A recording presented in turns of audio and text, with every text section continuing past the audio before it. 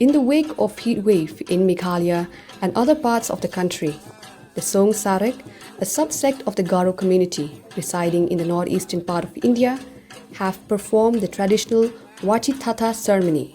This ritual is a deeply ingrained belief system practiced to invoke the rain god and bring much-needed rainfall.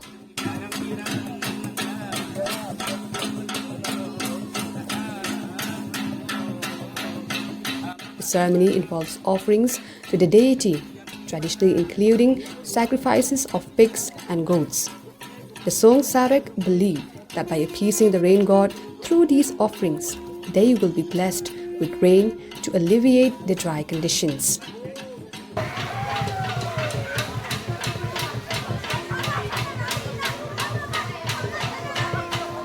The Wachi Tatda reminds of the unique cultural heritage of the Garo people and their long-standing connection to nature.